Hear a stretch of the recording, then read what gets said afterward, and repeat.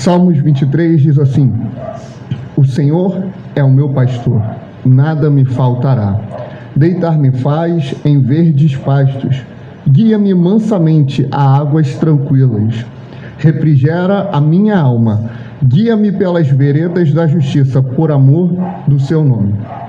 Ainda que eu andasse pelo vale da sombra da morte, não temeria mal algum, porque tu estás comigo. A tua vara e o teu cajado me consolam. Preparas uma mesa perante mim, na presença dos meus inimigos. Unges a minha cabeça com óleo. O meu cálice transborda. Certamente que a bondade e a misericórdia me seguirão todos os dias da minha vida, e habitarei na casa do Senhor por longos dias. Amém? Pode sentar com a escritura aberta, teu coração aberto, tua mente atenta ao que vai ser dito nessa manhã. Salmo 23. Talvez o texto mais conhecido do Antigo Testamento, né? Que, como a gente falou na quarta-feira, talvez tenha uma competição ali de qual é mais conhecido da Bíblia, né? Salmo 23 ou João 3:16. Existe uma história que sempre que eu prego nesse salmo eu gosto de contar. Não sei se é verídica, mas é um exemplo bem interessante. Nesse exemplo, ele conta que havia numa igreja bem grande, né? Tinha ali um pastor com seus 30, 35 anos, bem eloquente. Ele falava muito bem, ele tinha uma oratória muito linda, muito bonita, né? Ele abriu no Salmo 23, ele leu eloquentemente o Salmo 23, ele foi no hebraico, ele passou pelas pastagens lá de Israel, ele dava detalhes históricos, acadêmicos, teológicos, bíblicos, uma coisa bem profunda mesmo. Só que a igreja ficava serena, a igreja ficava calma, tranquila. Aí veio um outro homem simples, um homem humilde, um homem que gaguejava e tropeçava ali no português. Ele simplesmente leu o Salmo 23. O Senhor é o meu pastor e nada me faltará. Ele não chegou nem a pregar. Só na leitura dele, a igreja entrou em lágrimas. Começou a chorar e a sentir o mover de Deus ali. E vidas foram impactadas. Mas qual que é a diferença de um para o outro? Um leu, explicou, foi profundo no texto. O outro mal leu e aconteceu um grande mover. Porque tinha uma diferença. O primeiro conhecia o salmo do pastor. O segundo conhecia o pastor do salmo. A diferença está aí. E é sobre esse pastor, desse salmo, que a gente vai falar nessa manhã. Quem escreveu esse salmo foi Davi. Davi, ele tinha muita propriedade para falar sobre o ofício pastoral, porque ele era literalmente um pastor de ovelhas. Ele sabia bem da dificuldade que era pastorear, da dificuldade que era cuidar do rebanho, dos desafios que um pastor tinha. Muito provavelmente esse salmo, ou a ideia desse salmo, foi escrita antes ali do encontro que Davi teve com Samuel. E é interessante lembrar, quando Samuel vai até a casa de Jessé para ungir o futuro rei de Israel, onde é que Davi estava?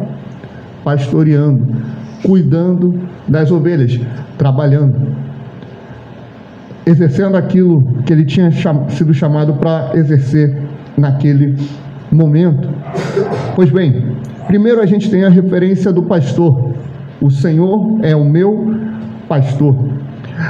No hebraico, a ideia aqui talvez não seja diretamente, para denominá-lo, mas é para mostrar que ele o possui. Como assim? A ideia no hebraico seria Senhor, o meu pastor. Ele está denominando, ele está falando Adonai, que é o Senhor no hebraico. Esse é o meu pastor. A pessoa de Deus me domina, cuida de mim. Para Davi, Deus era assim. Deus, ele não era só uma referência divina e religiosa. Davi, ele não olhava para o seu Deus apenas como mais uma divindade, Não, ele tinha relacionamento, por isso é o pastor do salmo, e não o salmo do pastor. A gente não tem que conhecer as nuances teológicas do Salmo 23, a gente tem que conhecer o pastor que esse salmo apresenta para a gente. Abaixa para mim ali o microfone um pouquinho, está dando microfonia? É o primeiro, aqui, o primeiro. Som, amém, tá bom. É o desafio que a gente tem, é a missão que eu e você, como cristãos, temos.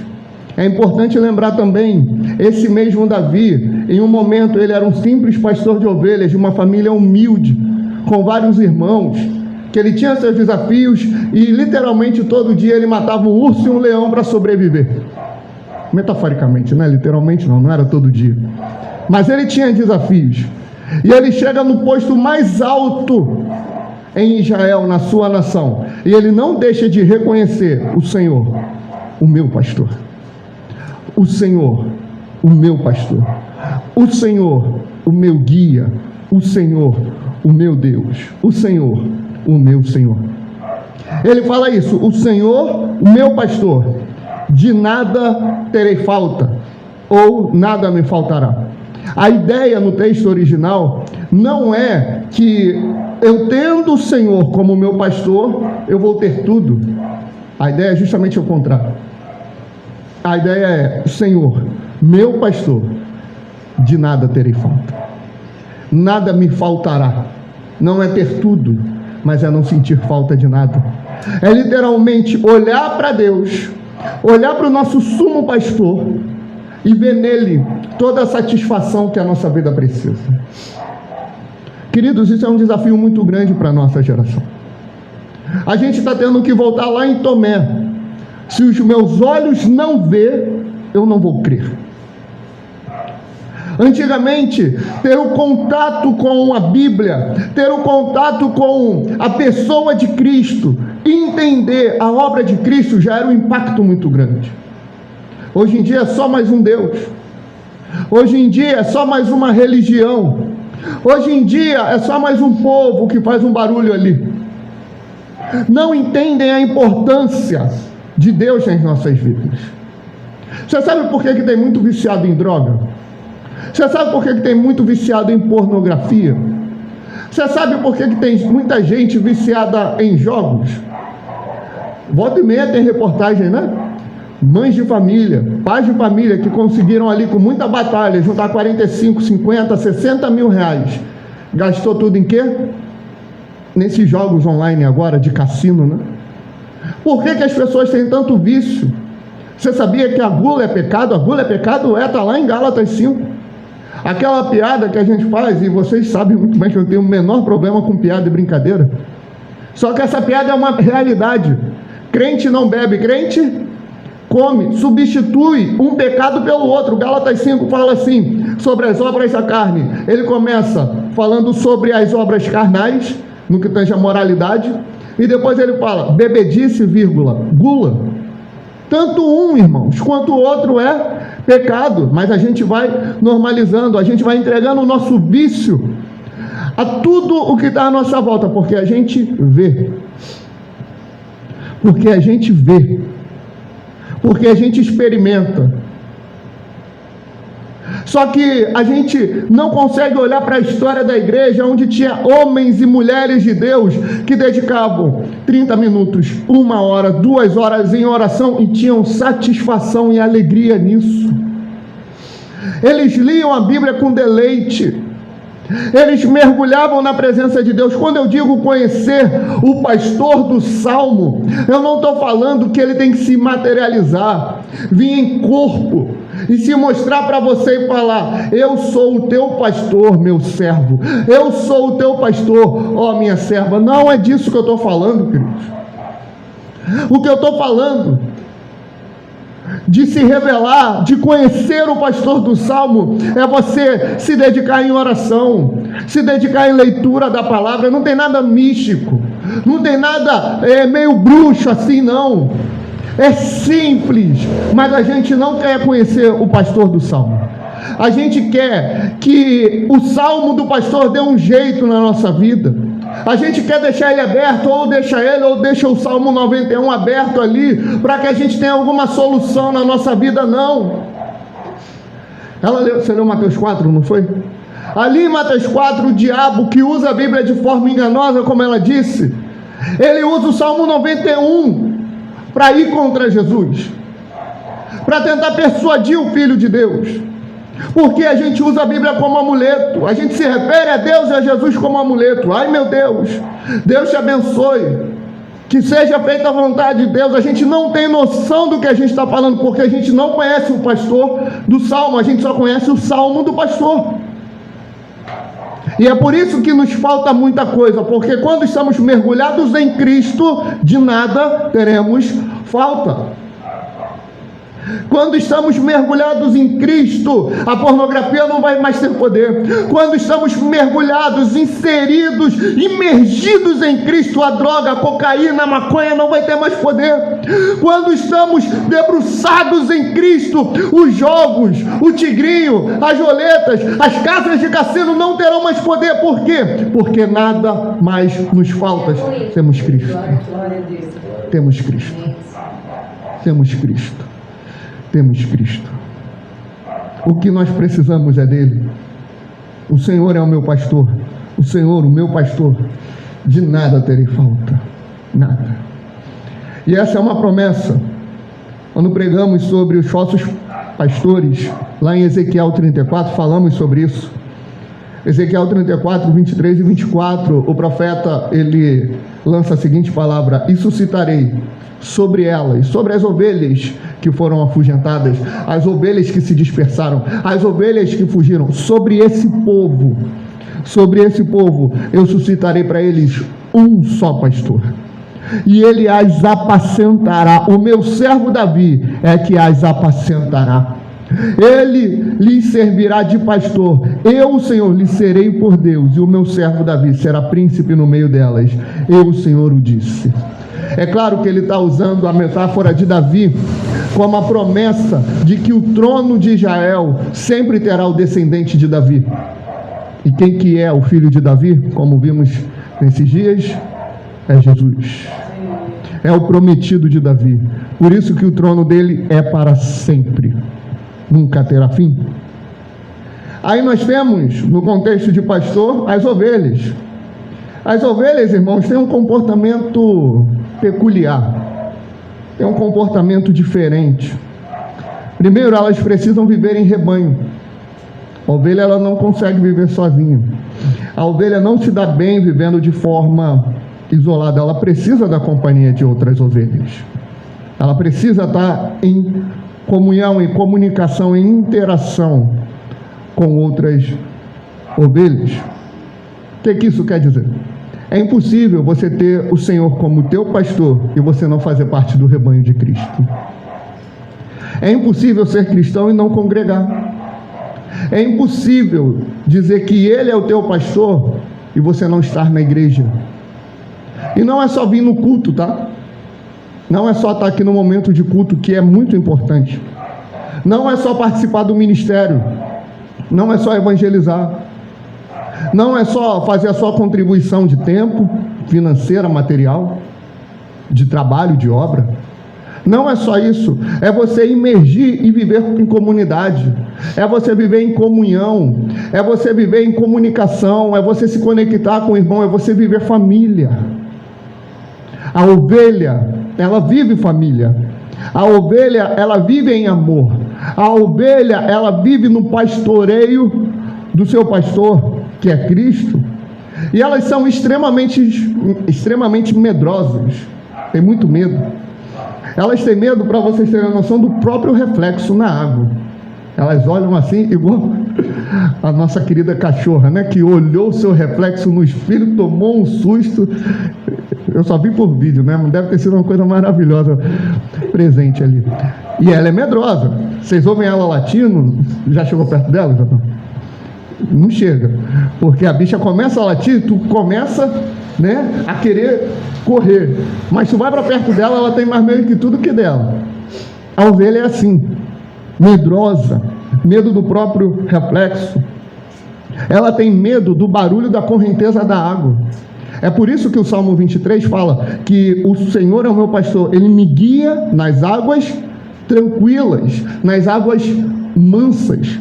Porque se o pastor, lá naquela época, ele levasse até hoje, ele leva a ovelha aonde tem torrentes de água, cachoeira, aquela coisa forte, a ovelha foge, a ovelha corre porque ela tem medo.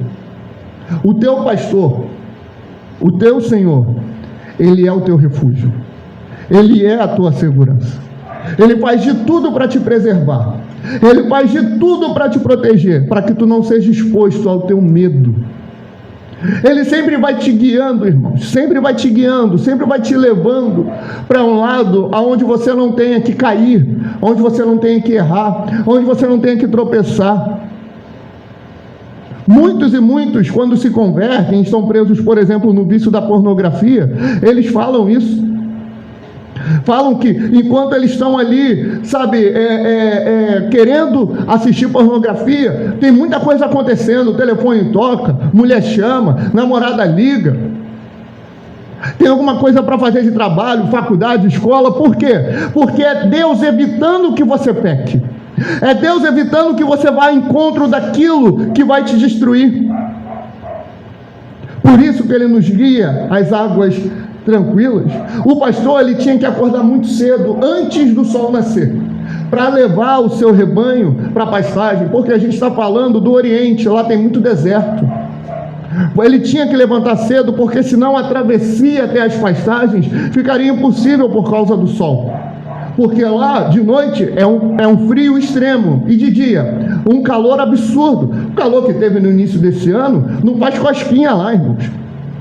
Não faz cosquinha. Então eles tinham que levantar 3, 4 horas da manhã, pegar as ovelhas e rumo para que te quer. Vamos indo. Vamos atravessar o deserto. Você acha que seria fácil? Você acha que era simples eles conseguirem atravessar o deserto? Não era. As ovelhas pesavam ali, em média, na fase adulta, 50 quilos. As ovelhas não aceitavam outros donos, sabe? Não era simples, a gente vai vender essa ovelha para lá e você manda uma vaca para cá. A vaca animal, não a tua amiga, tá? A vaca animal mesmo. Não era simples. A ovelha se apegava ao dono. Os animais são assim. Os bichos são assim. A ovelha, ela não obedecia a outros donos. A ovelha só obedecia o seu pastor, tanto que eles andavam até em dupla. Um homem e uma mulher, ou um homem e um mais novinho ali, um rapaz mais novo, porque caso aquele pastor precisasse se ausentar, a ovelha, ela estava um pouquinho acostumada com o cooperador que estava ali com ele. A ovelha, ela não tinha nenhum tipo de autoridade, ela não tem nada ameaçador. A ovelha não tem garra para matar, para arranhar. A ovelha não tem veneno, não tem nada disso para se proteger. Ela era completamente dependente do pastor. Quando ela voltava da pastagem, quando eles voltavam, o pastor, ele tinha que contar todo mundo. E o pastor, da mesma forma que a ovelha se apega ao pastor, o pastor, mesmo no contexto do Oriente, e eu preciso que vocês levem a sua mente para lá. Vocês já devem ter visto vídeos, etc. O pessoal do Oriente é aquele pessoal mais turrão, né? Que tem aquela fala brava, que gesticula a beça, igual eu assim, né? Que gesticula a beça, aquela coisa meio... que parece que sempre que ele está conversando, ele está brigando. Você já viu um árabe conversando? Um árabe falando normal? Parece que ele está brigando. Parece que ele está dando bronca. Mas é o jeito turrão dele. Só que ele passa tanto tempo com a ovelha que eles se apegam à ovelha. E quando eles voltam, claro que tem um lado comercial da lã, mas tem um lado do apego. Eles contavam ovelha por ovelha, para saber se todas estavam ali. E eles voltavam no caminho, olhavam, está todo mundo. E vamos. E chega no local, conta de novo. Se eles dão falta de uma, eles deixam todas ali, guardadas e protegidas, e voltam, procurando aquela ovelha que se perdeu. Jesus, ele conta essa parábola, lá em Lucas 15. A parábola da ovelha perdida. Ele deixa todas ali quietinhas, ele deixa todas ali separadas e vai procurar essa única ovelha. Não é uma ovelha, é essa única ovelha. Deus, ele não olha, Jesus, ele não olha para a gente como números, irmãos. Eu posso dizer para vocês que hoje o nosso ministério, ele é tão importante quanto qualquer outro ministério bíblico que tem seus 500 mil membros. Porque Cristo, ele não olha, porque lá naquela assembleia, que é uma igreja bíblica, que é uma igreja cristã, que são dedicados em oração e amam a Deus, iguais a nós. Eles não são mais importantes porque tem mais pessoas. Porque o que vale para Deus é uma alma muito mais do que o mundo todo. Então não importa se sumiu 80 ou se sumiu uma, a dedicação em buscar e procurar é a mesma. O pregador, o pastor que quando vai pregar e ele vê ali poucas pessoas, ele prega triste, desestimulado. Aleluia. Está falando em língua, vocês não entenderam. Quando ele fica desestimulado porque tem ali 5, 10 pessoas, triste, cabisbaixo. Mas quando vem ali 100 pessoas, 50, 200, ele fica animado, ele fica feliz. Ele não é bíblico, irmão. Ele não tem um Espírito Santo, porque ele não está entendendo que tanto faz se ele vai falar para 5, para 10 ou para 100. Mas se ele está falando para uma alma, ele tem que ser fiel às Escrituras, porque aquela alma pode estar ali, pode ser a última chance da vida dela. Pregar para uma vida é como se eu pregasse para o mundo inteiro. Todos temos um grau de importância, porque Deus nos ama. Porque Deus amou o mundo de tal maneira que deu o seu Filho unigênito para que todo aquele que nele crê não pereça, mas tenha a vida eterna. Jesus morreu por você. O pastor, ele deu a vida por você. Ele não perdeu uma ovelha, ele perdeu uma única. Jesus não olha o seu povo como números, mas como únicos. E o pastor sofria, hein? E o pastor sofria. É por isso que a imagem de pastor hoje, ela está muito deturpada, né? O pastor hoje, ele é popstar. O pastor hoje, ele é estrelinha, né? Ele é o foco de atenção. A senhora já me relatou, eu era criança, que tinha uma igreja, né? Me levou para cada lugar, hein? Louvado seja Deus. Tinha uma igreja que quando o pastor chegava, ele nunca chegava antes do culto, né?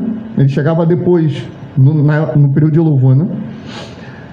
Estava todo mundo triste, cabisbaixo. Era o pastor chegar que todo mundo, né? Parece que era cheio do Espírito Santo, levantava, ficava feliz. É tipo show, ok? Dava glória a Deus e tudo. Era tipo show. Era tipo show. Ali, chegou o artista, chegou ele, chegou a atração principal. Ele chegava batendo o tamanco? o sapato que era garoto. Misericórdia. Cada lugar que você me levou, então eu vou te cobrar, mano. Entende, querido? O pastor, a visão de pastor hoje, ela está mudada. O pastor hoje, a gente quer o ministério, por quê? Porque eu vou abrir uma franquia de igrejas e vou ganhar muito dinheiro. Porque eu vou ter muitos seguidores, as pessoas elas vão ali, sabe, para me seguir.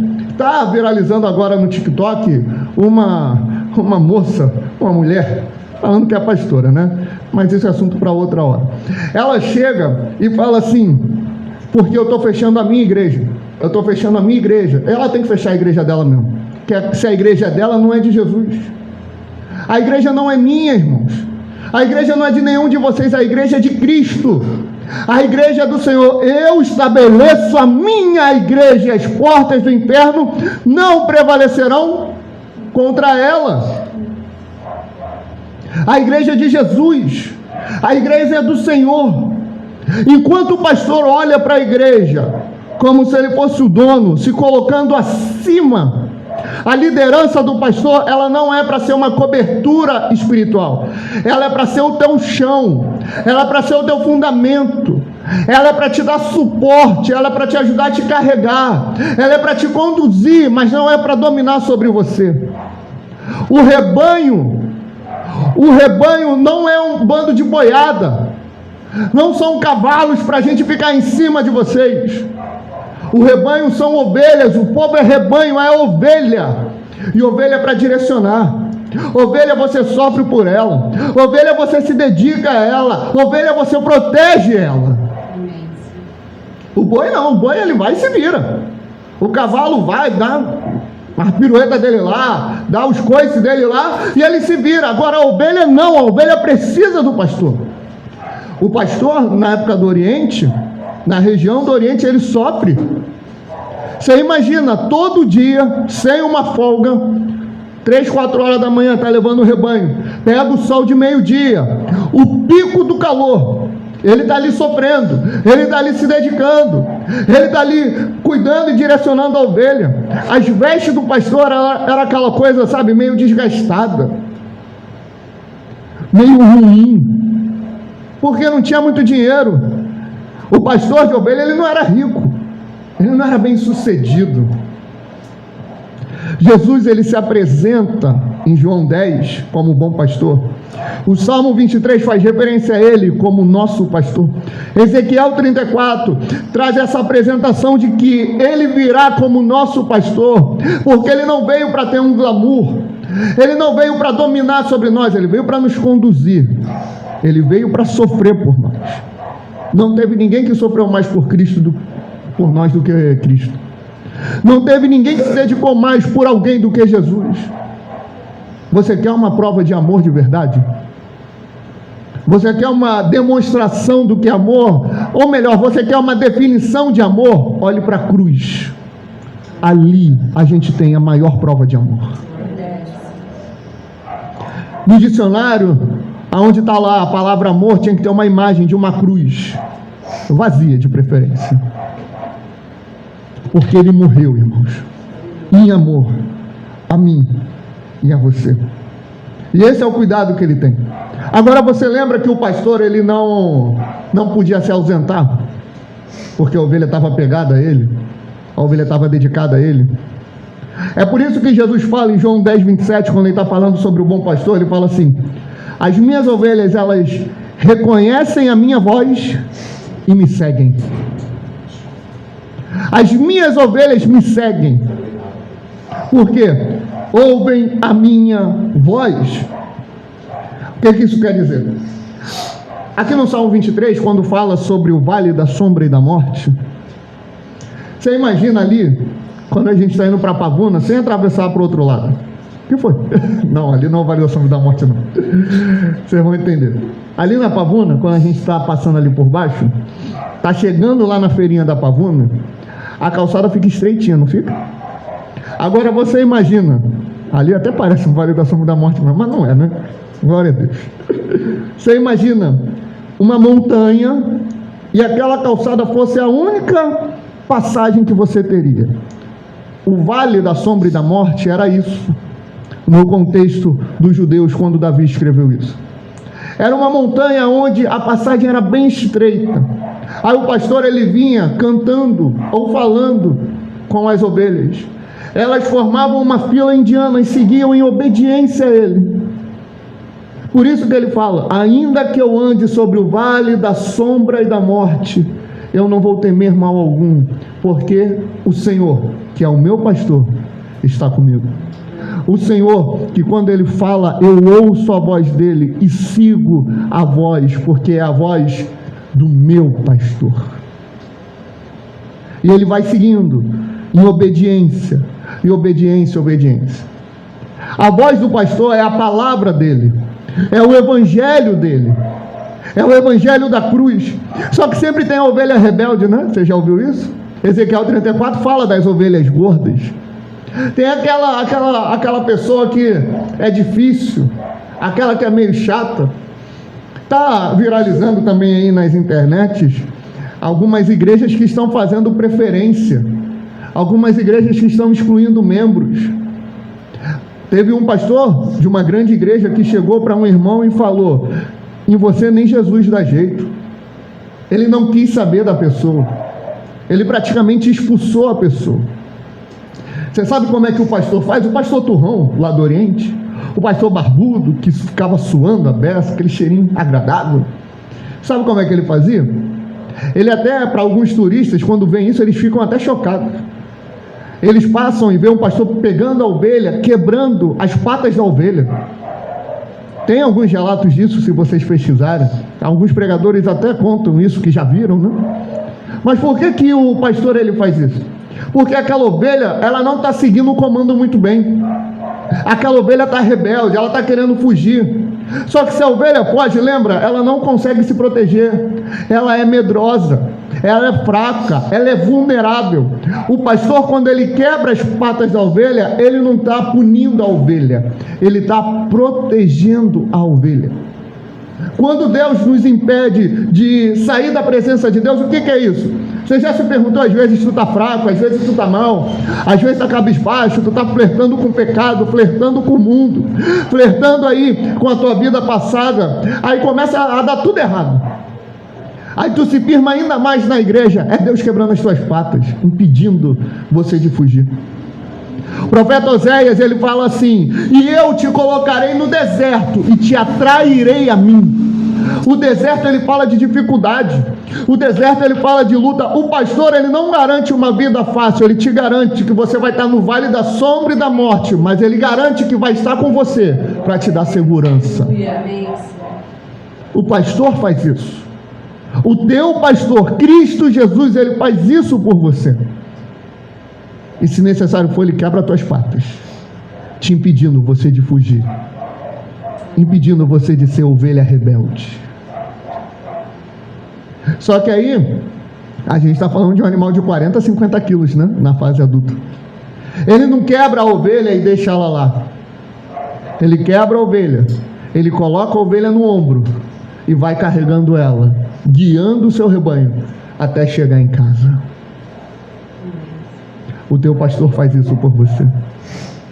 Ele te quebra todinho para te carregar no colo, irmãos. Isso é glorioso, isso é maravilhoso. A tua vara e o teu cajado me consolam. O cajado, ele tem 3 funções. 3 funções. A primeira é ser a própria vara. Cajado e vara ali é a mesma coisa no texto. A vara era para disciplinar. Quando a ovelha ficava meio rebelde, né, como a gente falou, o pastor vinha, dava tum, tum, tum, igual eu faço com a nossa querida, né? Só para dar aquela disciplinada e seguir. Ela adora, né? Glória a Deus. É para disciplinar. Irmãos, não existe pastoreio de Cristo sem disciplina. Não pense, irmãos, que você vai estar na igreja para ser aceito. Não pense que você vai estar na igreja para todo mundo concordar com você. Cristo sempre vai usar alguém. Não, você está me julgando não, irmãos. Um é usado para o outro, para abrir os olhos, para alertar. A gente não pode achar que vai viver em igreja, vai viver em comunidade e tudo vai ser tranquilo. Não, viver igreja é viver em constante disciplina. Se a gente errar, se a gente pecar, se a gente for por um caminho tortuoso, a gente tem que avisar um ao outro, irmãos. Se Deus ele permitiu que você visse o teu irmão errando, não é para você ir para outro irmão para falar desse irmão. É para, com a autoridade do Espírito Santo, você estender a mão para esse irmão, falar: irmão, não faz isso, eu estou aqui para te ajudar. Isso é executar a vara da disciplina. A vara da disciplina hoje não é batendo, é falando, é conversando. O que é que tu vê, Jeremias? Eu vejo uma vara de amendoeira. Jeremias 1, 11 e 12. Viste bem, Jeremias, porque eu velo sobre a minha palavra para cumprir. A vara é a palavra de Deus. A vara é o evangelho do Senhor. A vara é para te consertar. Todo filho que o pai ama, ele usa a vara. Ele conserta, ele disciplina. Ah, minha mãe não me ama, ela me bate. Ah, minha mãe não me ama, meu pai não me ama, ele me corrige. Não, a maior demonstração de amor que ele pode te dar nesse momento é te corrigindo, para tu não quebrar a cara lá na frente. Deus faz a mesma coisa com o seu povo. É por isso que a gente tem mensagens simples, a gente tem mensagens de consolo, a gente tem mensagens que acalmam o nosso coração, mas a gente tem mensagens duras. A gente tem mensagem que nos chama ao compromisso, porque Jesus, que foi o maior pregador sobre essa terra, ele pregou as rosas, mas pregou os cravos também. O Evangelho, ele é uma vara de correção, de disciplina, mas ele também é um cajado. O cajado, ele é uma madeira alta, E aqui ele tem um contorno. Porque a ovelha, irmãos, na letra fria da lei, a ovelha é burra. A ovelha é medrosa.